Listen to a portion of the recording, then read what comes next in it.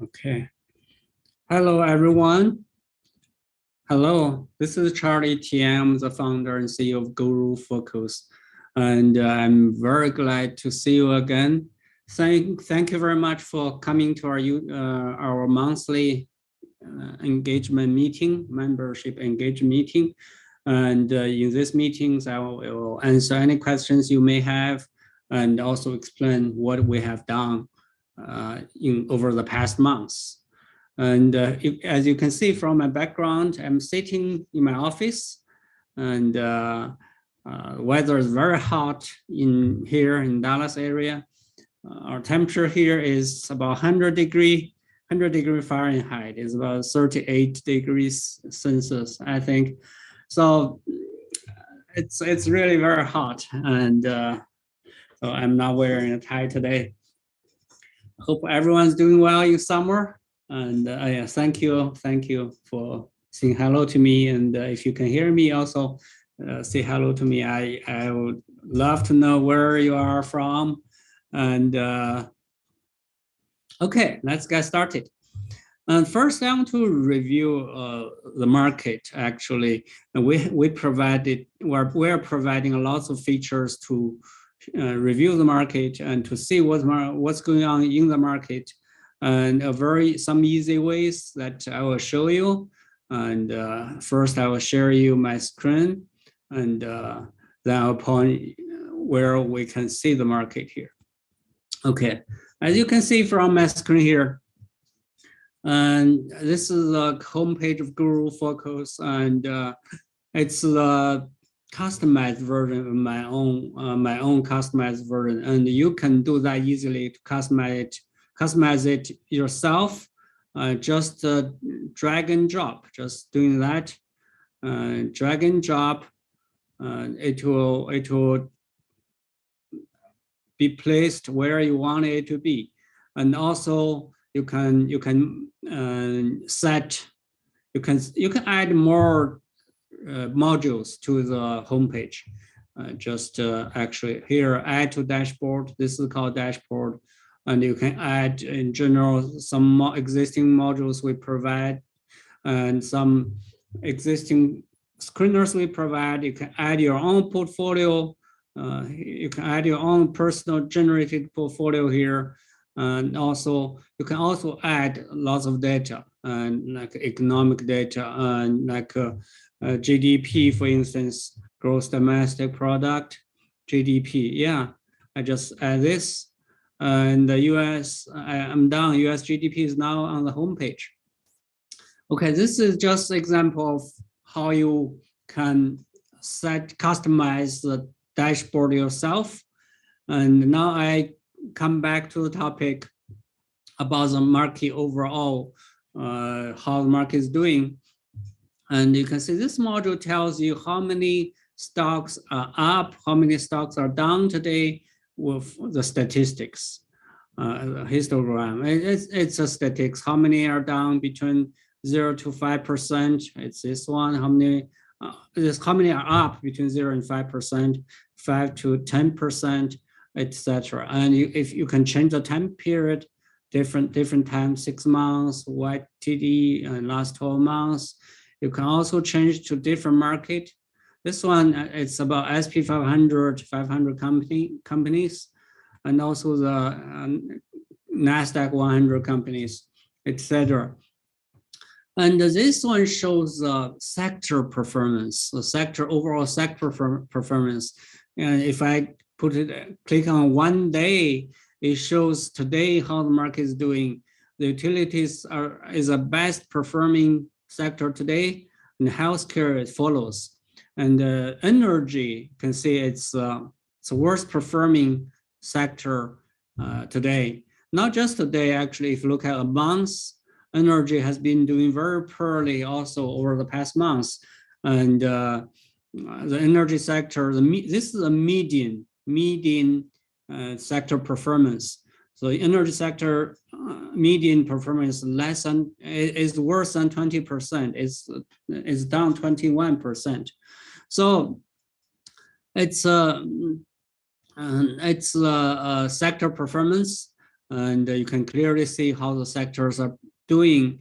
I want to point out that if you look at year-to-date performance, energy is still the best performing sector. Although energy was up more than 30%, I think the median close to 30%. Now it's only have 10% left, but it's still the best performing sector for the year. And healthcare is the worst performing sector for the year. The healthcare sector is down. The median gain is negative 40%. And although over the past months, the tide has reversed, energy has been doing poorly, and healthcare has been doing much better. And okay, I will also answer some of the questions, and I notice that there's already some questions. Yeah, if you have questions, feel free to ask, and I will definitely address the questions if you have any. And now, if you look at the map, this is a performance map. It shows you how SP 500 companies are doing today. Different sectors. And for all of this, there's a link. If you click on this link, it will bring you to a bigger chart where you will see more detailed information. And I click on that sector performance chart. Here you can clearly see that which sector, the P ratio of each sector, the median. This is actually median P. You can see that which sector is the cheapest, which sector is the most expensive sector, and also Shiller P, for example. And I remember clearly about 2 years ago, energy was the cheapest sector 2 years ago, and energy did really well after that. But today, of course, energy is not that, oil and gas not that cheap anymore. And healthcare has been doing poorly. And if you, I'm not sure how familiar you are with the GuruFocus screener, and I personally noticed that because healthcare has been doing so poorly, healthcare is down about 40% still, although it recovered some over the past months. But here, healthcare is still down 40% as a sector. The median gain is 40%. And I will, okay, and yeah, that's healthcare. And I will show you that lots of healthcare companies are traded below cash value, actually, a lot of them. And before that, I will answer the question from Previn. He said if we can put sectors and maps from other countries on the dashboard. I think sectors are already here, other countries.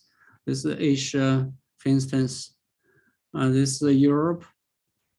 And this is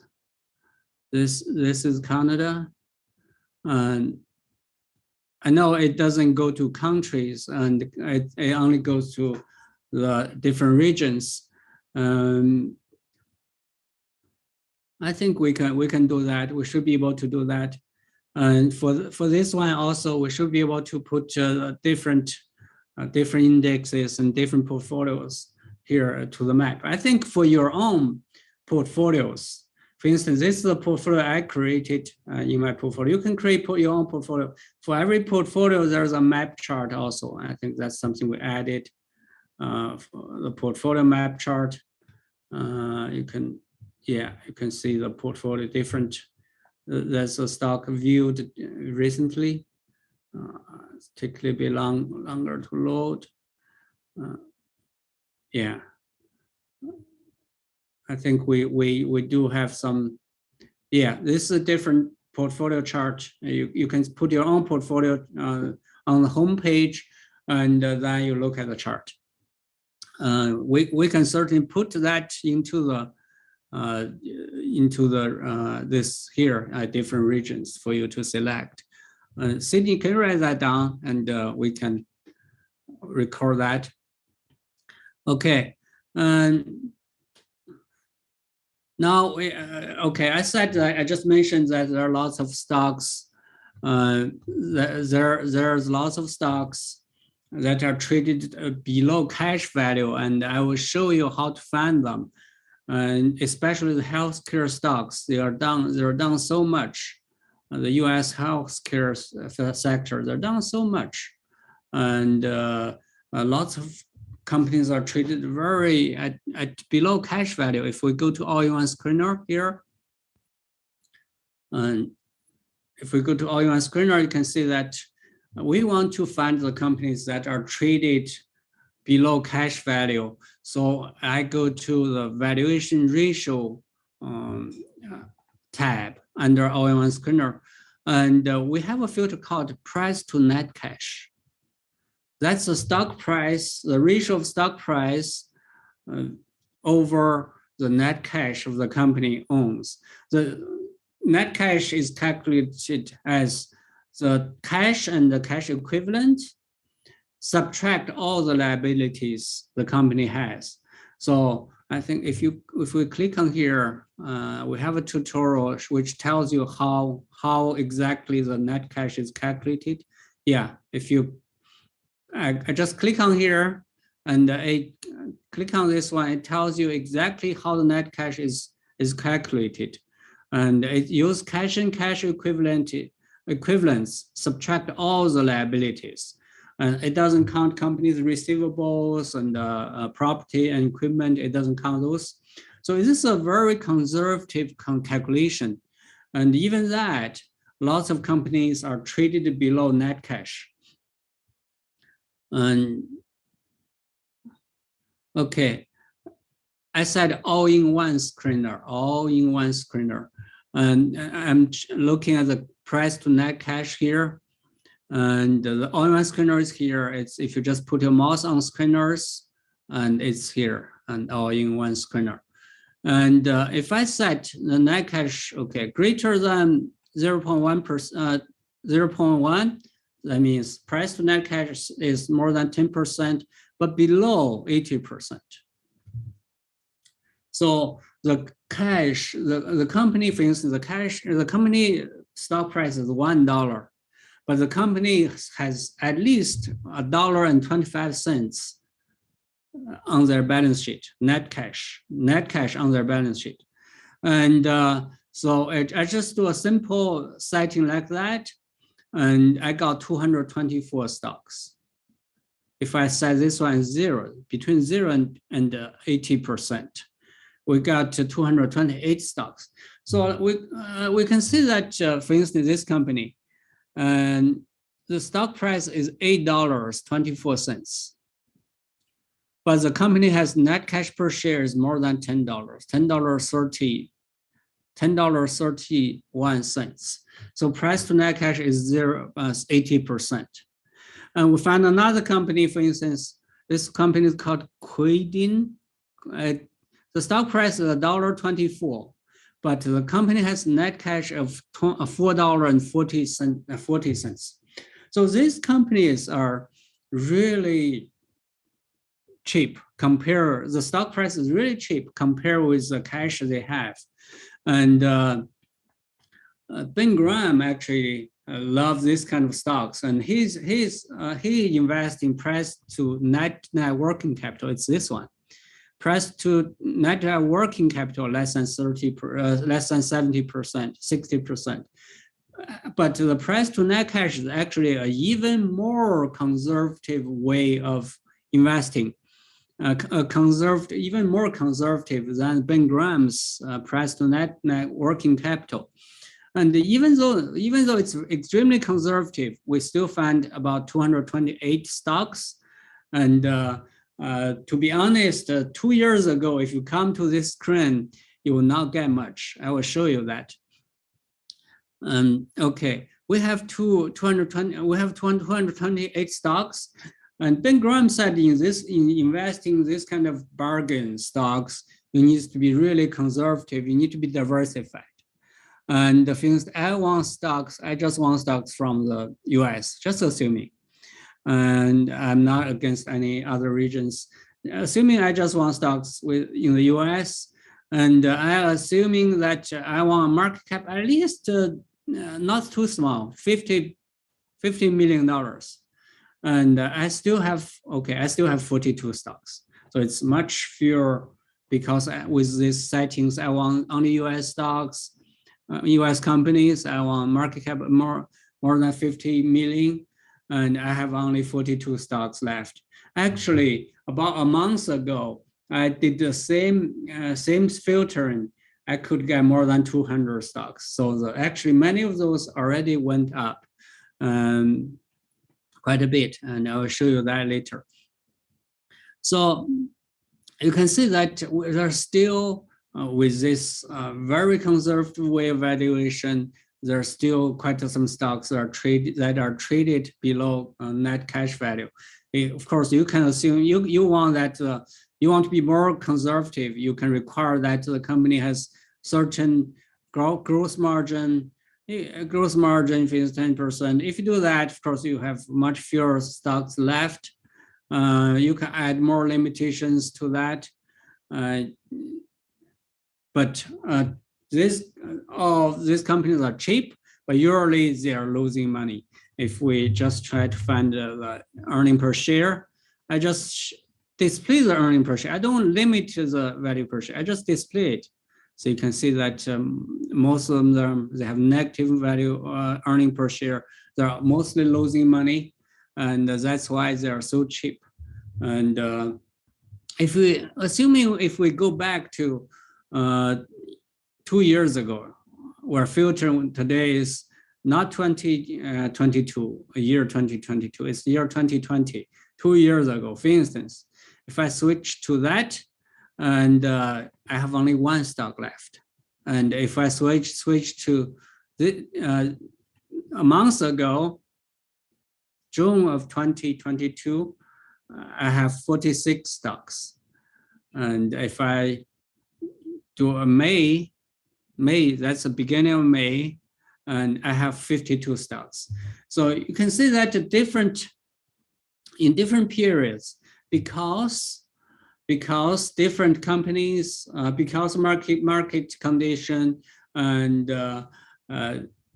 you can, now we have quite some stocks that are traded at very low prices.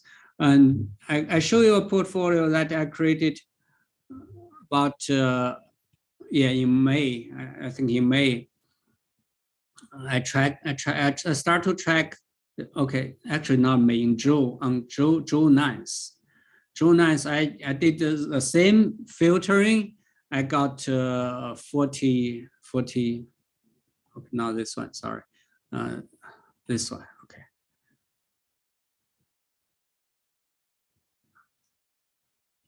Yeah, it's in May. On May 12th, I did the same filtering. I got 40 stocks, and I started to track the performance of these 40 stocks starting on May 12th to today.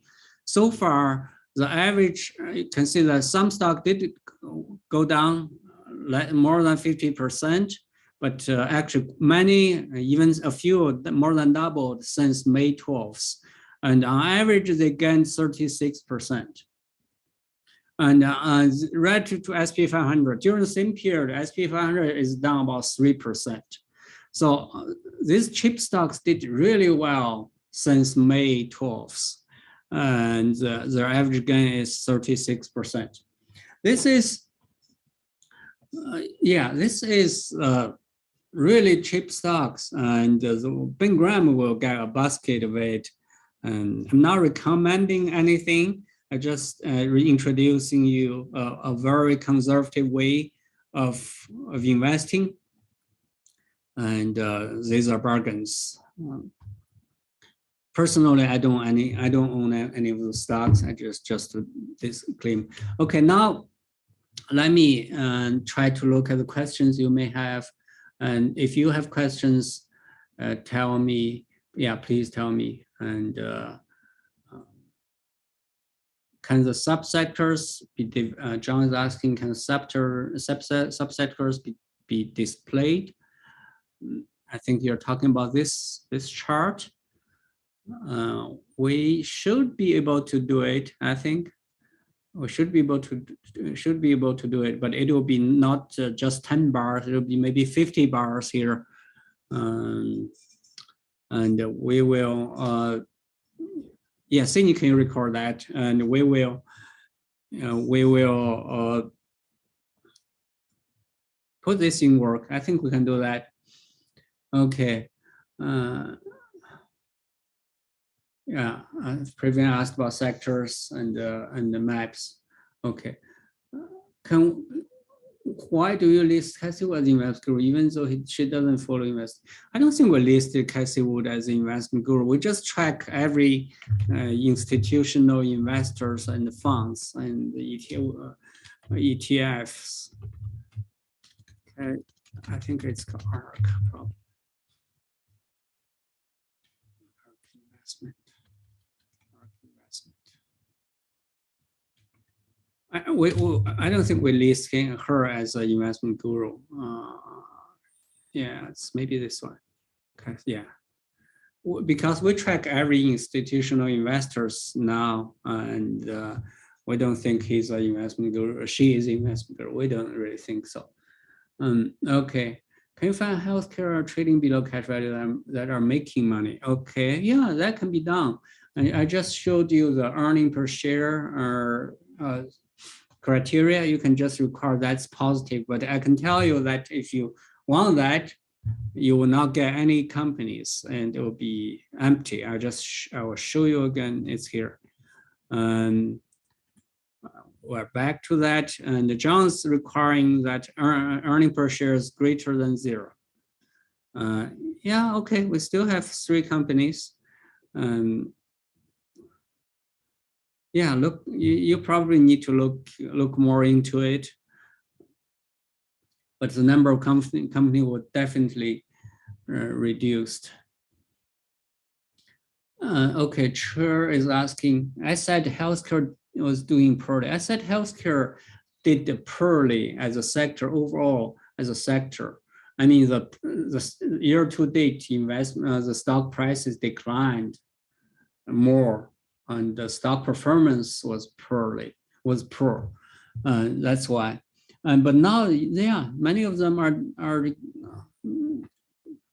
actually many of them are quite undervalued, as I just showed you. But there is some difference. If you look at the sectors, even the healthcare sector, let me show you.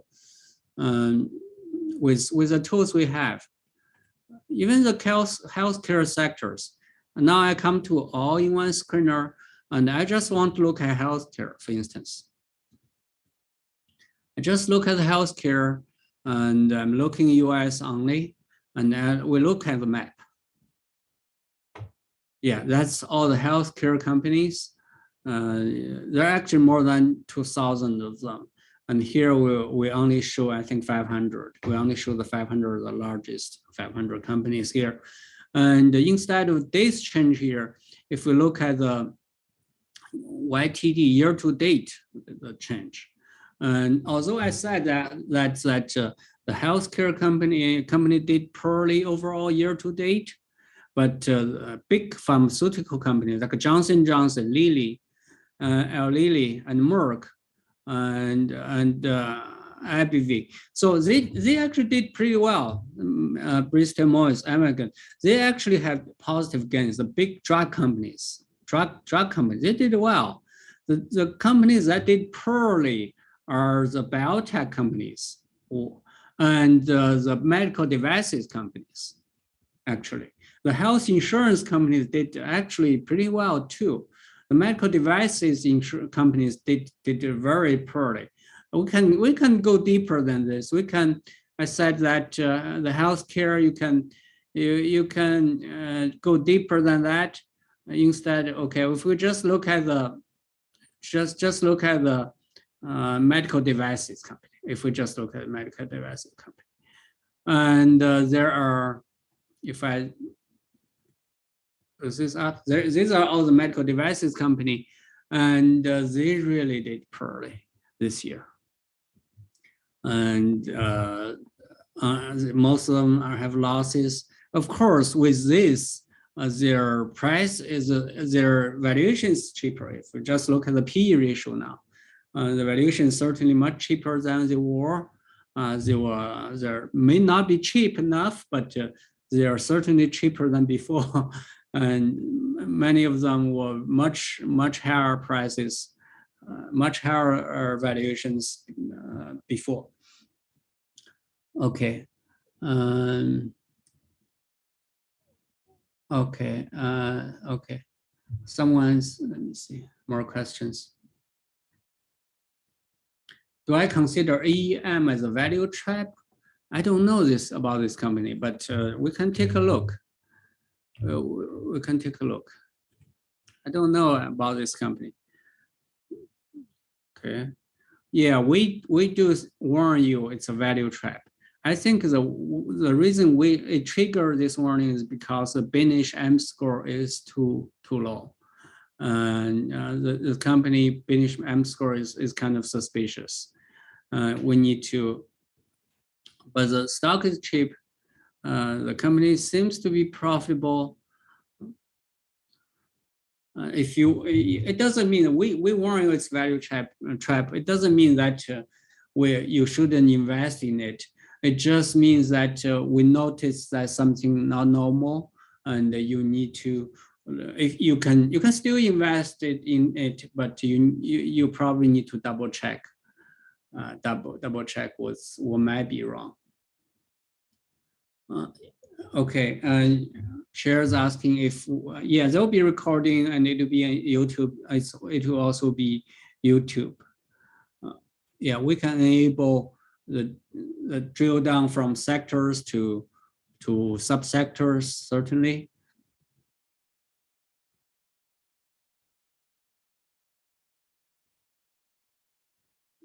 Okay. Healthcare. Okay, and let me look at another company. Okay, John's talking about. Actually, I don't know about these companies. Veeva. If you want to know what company is doing, you just click on the business description here. Tells you, oh, it's okay. It's a leading supplier of software solutions for life science industry. Okay, it's interesting. It's a software company, but for life science industry. Yeah, and of course, if you want to know more about this company, okay, back to top. If you want to know more about the company, you can click here, this link, go to the company website, and of course, you will know more about this company. That's a link we provide. It's called website, and then of course you want to study it. You can click on the SEC filings. And you see all the 10K, 10Q filings of the company. And we also, of course, provide the financial data, consolidated and split adjusted data, and with future analyst estimates here. We provide this data and to put them together for you to access it much easily. Yeah, that's financial data. By the way, we actually added a feature here. If you put your mouse on the 13-year financial data, put your mouse on it. And if the mouse stays there a little bit longer, I think longer than 3 seconds or something, it will give you a link. It will give you the link of where this data from, for instance. I was pointing on the revenue of 2015 of VEEV here. It tells you where the data is from. Original data was 10K, filed on April 1st, 2015, but then there was an amendment, restated, and 2017, March 2017. And this is what the data we display is restated data. And yeah, now let's go back to see about this company.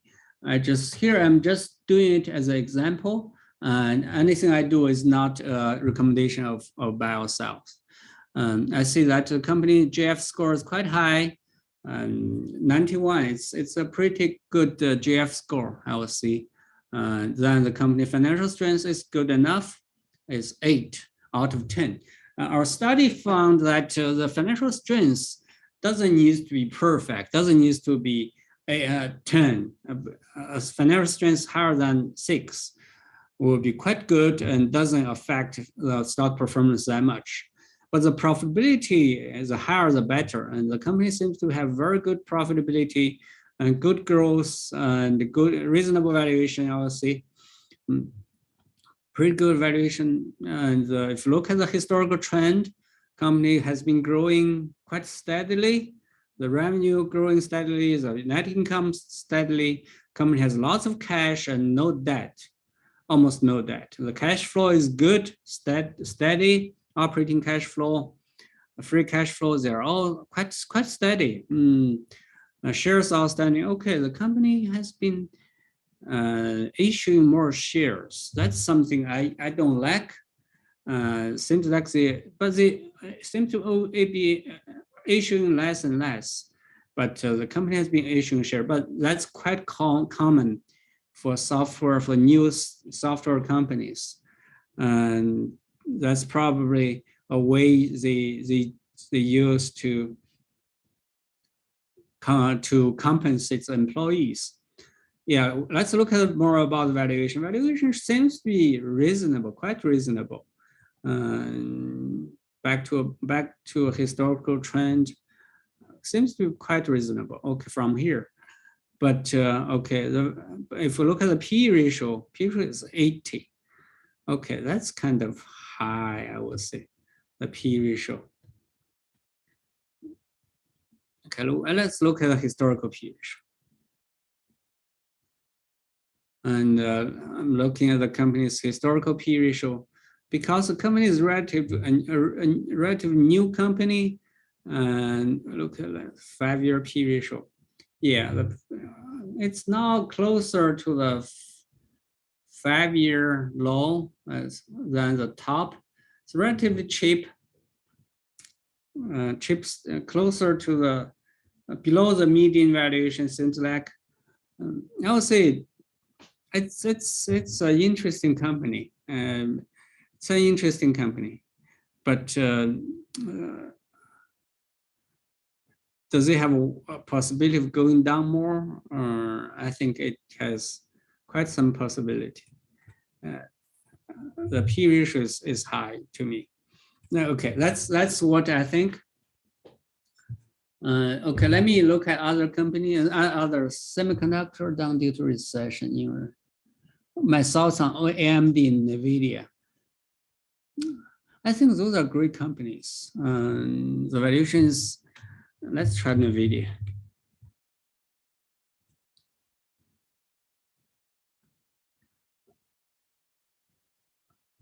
I would say that it's not cheap. It's I don't know about the semiconductor cycle. I don't know which way it will go, but it's certainly a great company. But the industry is very competitive. I don't know. Okay. Okay, I think I answered the device company did poorly. I said that poorly means the stocks did poorly. Stocks did poorly. The stock had quite some loss year to date. That's what I mean. Micron technology, and I think it's also semiconductor cycle mostly. Most of the companies have pretty good cash position. Like the pretty good cash position, but I don't know when the cycle will turn. I definitely don't know.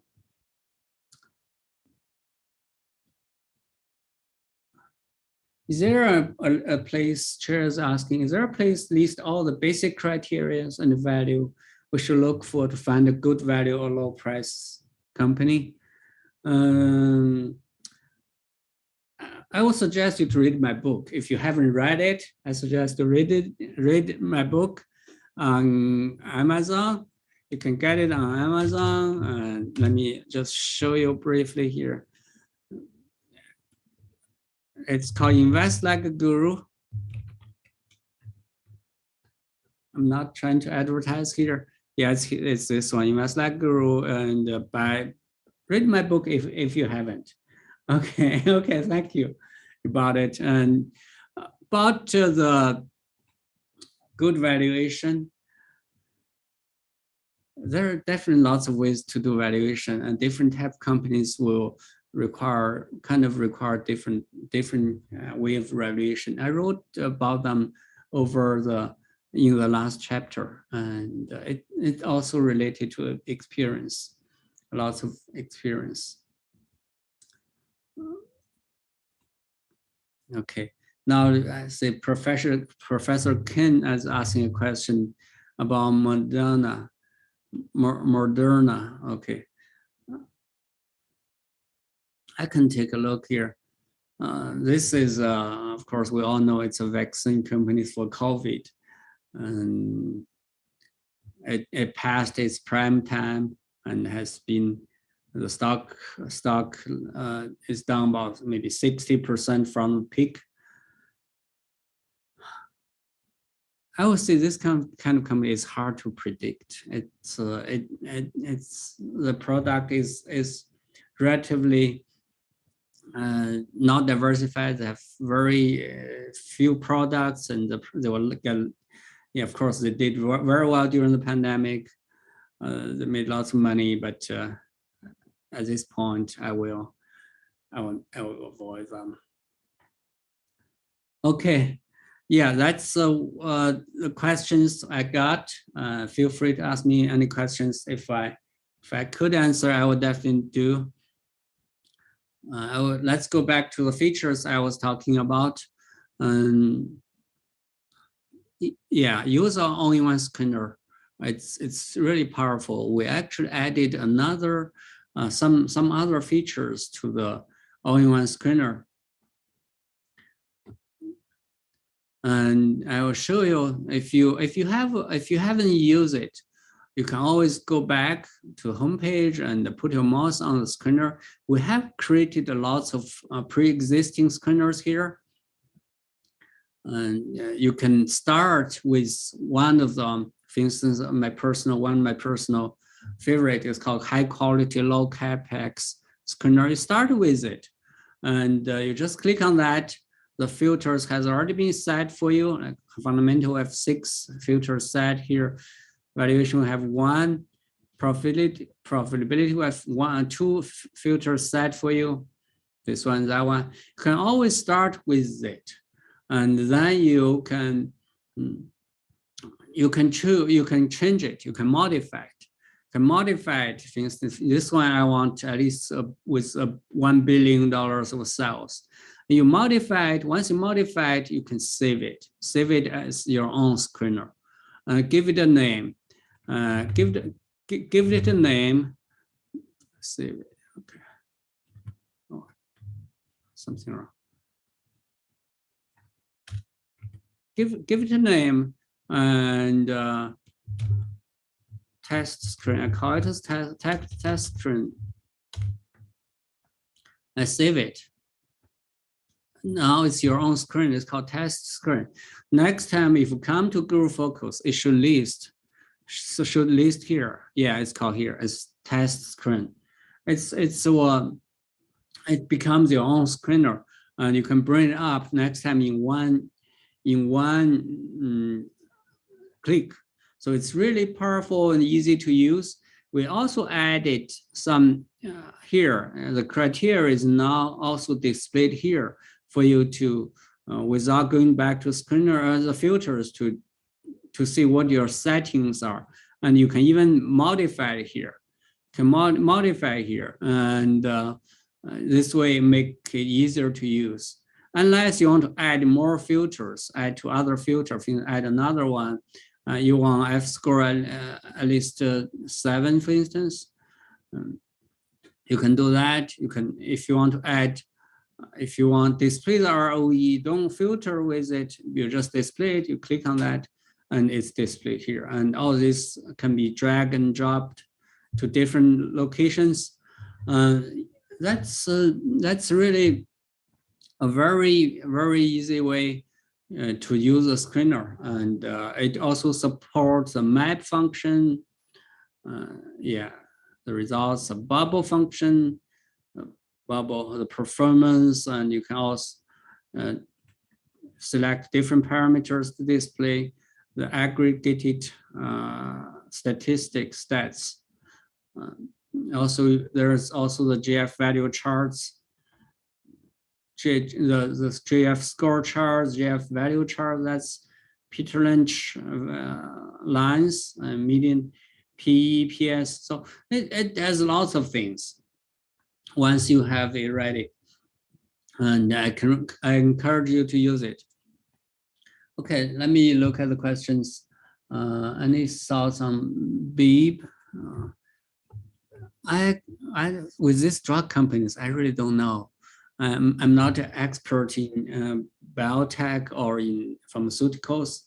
And I know the company had some troubles with Alzheimer drug, but I don't.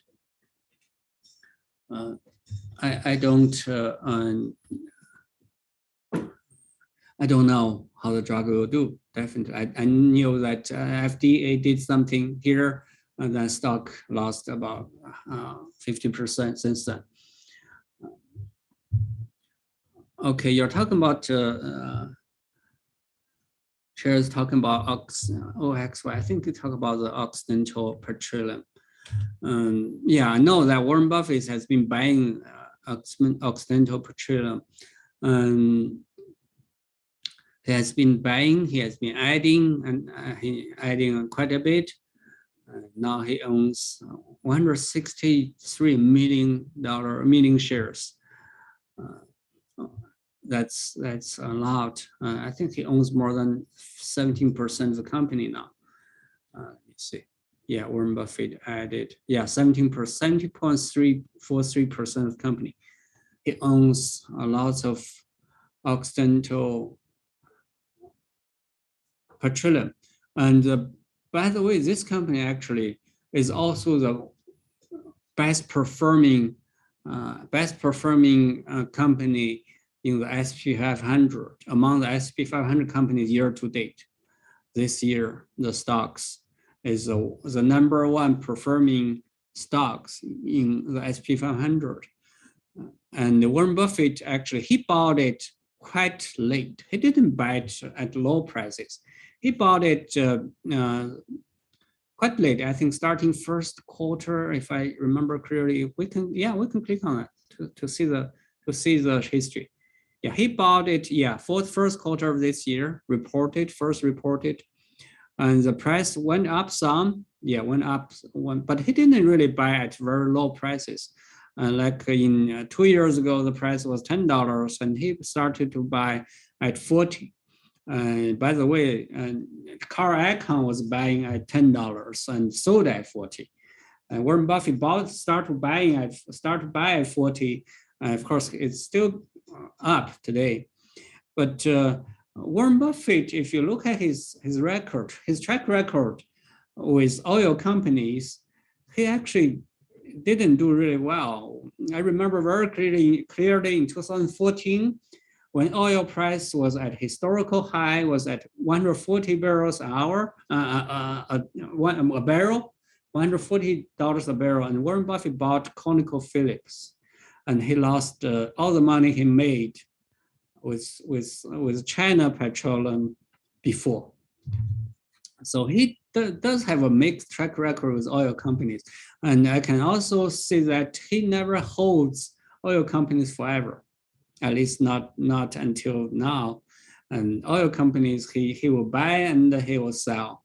Not like his American Express and Coca-Cola, he will hold forever. But oil companies, it's cyclical, it's sensitive to the economy, it's sensitive to oil prices, and it's not an industry he would hold forever. Okay, let me look at other companies. Okay, and Kate has asked me look at Zap House. Okay, I don't know. I know nothing about this company. Well, let's click on business description. Okay, it's manufacturing smart wearable product. company operating two. Okay, I see. It seems to be a Chinese company, Xiaomi wearable products. It's a manufacturer. Okay, it's a manufacturer, including smartwatches and fit and portfolio. Okay, it's a Chinese company, and stock declined a lot. Company has poor financial strength and not that profitability is not that good. Company with manufacturing companies, my worry is always that one question you should always ask: does company have moat? And to me, most manufacturing companies don't have moat. This seems to be a third-party contractor making the product for other companies. In China, there are so many this kind of companies, and they don't really have a competitive advantage. I will say that. I will not buy. Okay, Tudor asking monthly fee, is it all or separate for institutional investors and retail? We actually don't separate. We do have some institutional investors, they require more services. We charge them separately. But the membership you see on the website, it's for, we don't really distinguish. But usually some professionals, they subscribe a higher level of service. They subscribe our Premium Plus or professional service. Okay, previous about suggesting about options. We don't have data right now. We can look into it. That would be a totally different paradigm for us. We can. I will think about it. Amit asking about, is GF value the intrinsic value of the company? It's a value. It's the valuation we think is more the company should be treated. I'm not sure how you define intrinsic value. It's a value that we think it should be treated. The definition of intrinsic value is really very can be different for different people.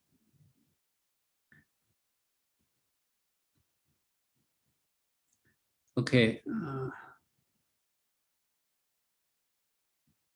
Okay, John is asking, how would I rank most attractive or to least attractive stocks returning high quality, low capex screener?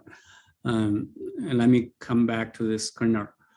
I would, at this point now, when we was developing this screener, we didn't have GF score. Now with GF score, I will rank with GF score.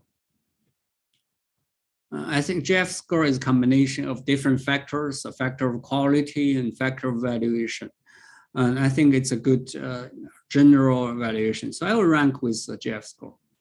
And we did lots of study, found that in overall the company has higher GF score did better, the stock did better than the one with lower GF score, and over long term, and it's not a short term thing. I will rank this way. And okay. Okay, previous is saying that long-term Car Icon has a better track record than Buffett, and that's probably true. Car Icon, he usually buy at low prices, and his cost is usually low, but he doesn't hold very long. He doesn't hold forever. He will make some money and leave, not like different type of investor as Warren Buffett. Is there a way to keep in touch with others in the people with the people on this call? You can always look. We have a discussion board. You can always post questions there. Actually, Previns answer lots of answering the question, moderating the discussion board, and we have that. you can, yeah, we did, yeah, it's a discussion board. It's on the dashboard. You can go there and post questions, and you're welcome to do that. Okay, I will try to, okay, Refag asked me to look at the INMD. Let's look at this company, InMode Limited. What does the company do? Provide minimally non-invasive surgical. It's a medical company too. Okay, medical treatment, energy-based treatment, category, face, body. Okay, it's a medical company. And okay, the company seems to have lots of cash. Not that profitable. Company is not that profitable. Yeah, has lots of cash. It's a relatively new company.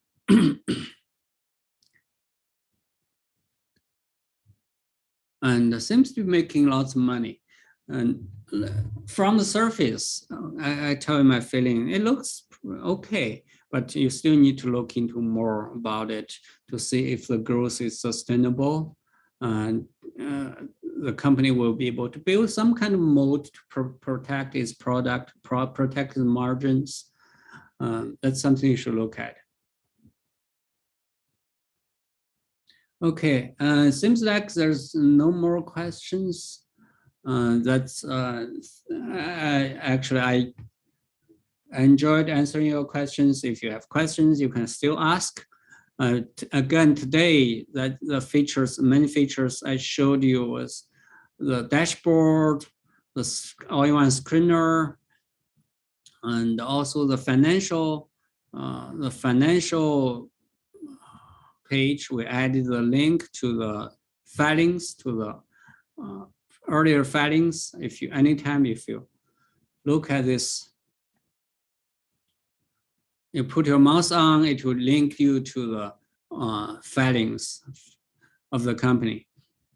And actually, we also have a new feature, a complete stock list. We redeveloped this feature. We had a complete stock list, and we developed this feature for you to easily look at any countries you want to look at, things in Israel, what companies we cover. For Israel, there are 482 of them. You have different, like Japan, has 4,099 stocks, and also different industries and different sectors, agriculture, input.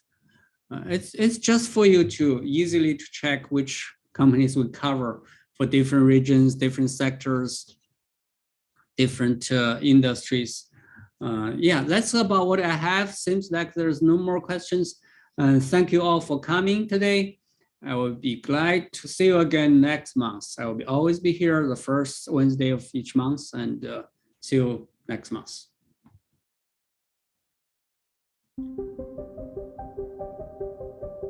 Don't decide, we cover all companies, as many as possible.